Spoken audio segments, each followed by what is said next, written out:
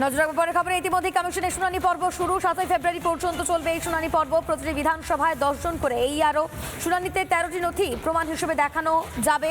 প্রয়োজনে একাধিক নথি দেখা হবে এবং একজন সন্দেহজনক ভোটারের শুনানিতে অনুপস্থিত থাকলে বিশ্বাসযোগ্য কারণ দেখাতে হবে। কারণ সঠিক হলে শুনানির জন্য অতিরিক্ত সময় দেওয়া হবে।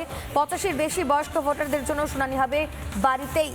নির্বাচন কমিশনের তরফ থেকে স্পষ্টভাবে জানিয়ে দেওয়া হয়েছে যে 13টি নথি প্রমাণ হিসেবে দেখানো যাবে এবং প্রয়োজনে দেখানো যাবে একাধিক নথি। একজন সন্দেহজনক ভোটার তারা প্রয়োজনে একাধিক নথি দেখাতে পারেন। শুনানিতে অনুপস্থিত থাকলে বিশ্বাসযোগ্য কারণ দেখাতে হবে। কারণ সঠিক হলে শুনানির জন্য অতিরিক্ত সময় দেওয়া হবে। 85-এর বেশি বয়স্ক ভোটারদের শুনানি হবে বাড়িতেই, এমনটাও স্পষ্ট করে জানিয়ে দিয়েছে নির্বাচন কমিশন। প্রতিটি বিধানসভায় 10 জন করে এই আরও এবং তারাই শুনানিতে অংশগ্রহণ করবেন। ইতিমধ্যেই শুনানি পর্ব শুরু হয়ে গিয়েছে। 7 ফেব্রুয়ারি পর্যন্ত চলবে এই শুনানি পর্ব। প্রতিটি শুনানিতে বলা হয়েছে যে 13টি নথি প্রমাণ হিসেবে দেখানো যাবে। প্রয়োজনে একাধিক নথি দেখাতে হবে একজন সন্দেহজনক ভোটারকে।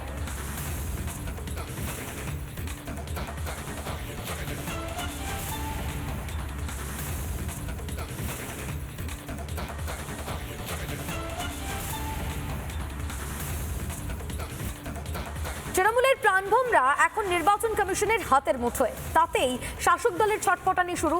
এসআইআর এর প্রথম পর্বে মমতা বন্দ্যোপাধ্যায়ের কেন্দ্র ভবানীপুরেই বাদ প্রায় 45,000 নাম।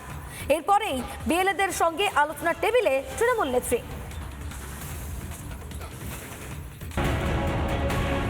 এসআইআর এর প্রথম পর্ব শেষ। প্রায় প্রতি বিধানসভা থেকে হাজার হাজার মৃত স্থানান্তরিত ভুয়ো ভোটারের নাম বাদ। নামবাদের তালিকায় রয়েছে মমতা ব্যানার্জির ভবানীপুর কেন্দ্র। প্রথম ধাক্কাতেই বাতিল প্রায় 45,000 নাম। তাতেই ছটফটানি শুরু তৃণমূলে।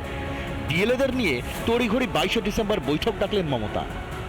আগামী 22শে ডিসেম্বর নেতাজি ইন্ডোরে এই বৈঠক করবে তৃণমূল কংগ্রেস এবং সেই বৈঠকটা নেতৃত্ব দেবেন মমতা বন্দ্যোপাধ্যায় এবং অভিষেক বন্দ্যোপাধ্যায়। গতকাল ভবানীপুরের যারা বিএলএ রয়েছেন তাদের সাথে বৈঠক করা হয়েছে এবং তাদেরকে স্পষ্ট বলা হয়েছে যে সমস্ত ভোটারদের নাম বাদ যাচ্ছে ম্যান মার্কিং করে সেই সমস্ত ভোটারদের পাশে দাঁড়াতে হবে। নামবাদেই ভয় পাচ্ছেন মমতা, নাকি কমিশনের চোখে ধুলো দিয়ে ভোটার তালিকায় ভূতদের কিভাবে পোষা যায় সেই কৌশল আঁটবেন তৃণমূল নেত্রী? মনে আছে তো কি বলেছিলেন মাননীয়া? কেউ এখান থেকে বিতাড়িত হবেন না, নিশ্চিন্তে থাকুন। আর বিতাড়িত করলে যদি বর্ডার থেকে কাউকে করে, আমি যেমন মৎস্যজীবীদেরও ফিরিয়ে আনি, তাদেরও কোর্টে কেস করে ফিরিয়ে আনি। বিচার এখনো আছে, আমরা তার জন্য সর্বদা আপনাদের পাশে আছি।